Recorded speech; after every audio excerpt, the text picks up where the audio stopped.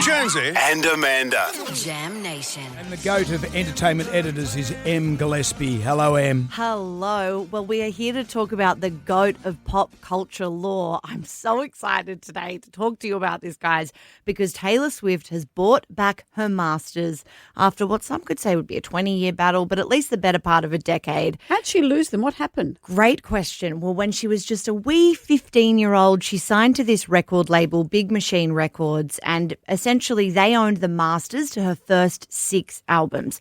Now, in the music industry, when we're talking masters, we're referring to the original official recording of a song. So that's the source material that from which other versions are licensed. A good kind of metaphor is like, think about the Mona Lisa in the Louvre. That's the master copy. And then you can buy a print, but you don't own the original painting. And basically, Taylor Swift always had this intention, this plan that one day she would buy back her masters.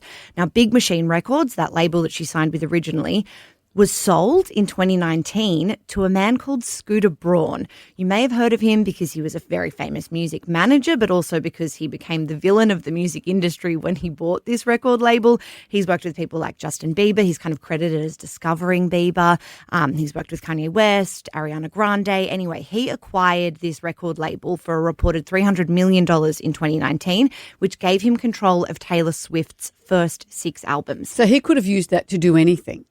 Pretty much. And it also means that he makes a lot of money from her 6 albums being licensed. This is like Michael Jackson buying the Beatles' back catalogue. Yes, exactly. So Taylor Swift by that point had already moved record labels. She was with Universal by that point, and she came out and released this famous statement to Tumblr, very retro, in 2019 where she called the deal her worst case scenario. She said the sale was a nightmare for her. She accused Braun of incessant manipulative bullying over the years, and that was the start of this very, very public fallout. Now, this bullying she refers to, Scooter Braun managed Kanye West. You might remember the infamous 2009 VMAs. Yeah. He stormed the stage. Taylor won an award. He said it should have gone to Beyonce. And then later he made this song called Famous where he implied that him and Taylor might still have sex because he made her famous. The video clip had like an AI or like a modeled version of Taylor Swift naked in a bed. It was all very seedy and very offensive. She hated it. The world hated it. Anyway, Scooter Braun has now done a podcast where he has spoken about the whole saga. He's admitted that he was kind of shocked by Taylor Swift's response to him buying the records and that the whole thing just blew up out of proportion. Here's a little bit of what he said. I started managing Kanye West. I managed Justin Bieber. I knew she didn't get along with them. This is where my arrogance came in. I had a feeling she probably didn't like me because I managed them, but I thought that once this announcement happened, she would talk to me and we would work together. I can't worry about everyone's niece being mad at me. I wish everyone involved nothing but good wishes. But he should worry about her being mad at him because all her followers would be mad at him. Yes, and so was the last, 8 years of his life has been kind of this sticking point for not only Taylor Swift, but the whole world and all of her fans and all of the criticism against him.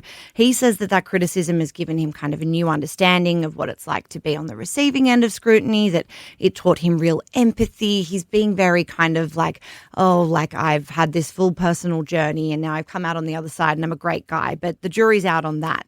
How did she buy the stuff back? Well, Scooter Braun sold the masters to a private equity firm in 2020 called Shamrock Capital. Swift declined to partner with them on that deal because Scooter Braun would still profit from it. So she wanted absolutely nothing to do with him. But a couple of weeks ago, we heard from her. She posted a letter to her website saying she'd finally bought back her entire catalogue from Shamrock. This means she's regained control of all of the songs, of all the videos, the related assets of her first 6 albums. She said, all of the music I've ever made now belongs to me. The best things that have ever been mine finally actually are. Shamrock Capital has released a statement in support saying it's thrilled at the outcome, so happy for Taylor. Of course, it's thrilled. It just made a rumoured $360 million. Was it done all right, Ever? But it's like me. I own the original masters to Bad Elements. So, exactly, and you hold on to those. That's on a lock and key. Is anyone fighting you for them? People. They're lining up out the door. Don't you let those big music industry types take that away from the you, Scooter Jonesy. Brauns of the world. Exactly. No more scooters. Check her out. Editor of the Daily Oz, Gillespie, thank you. Thank you.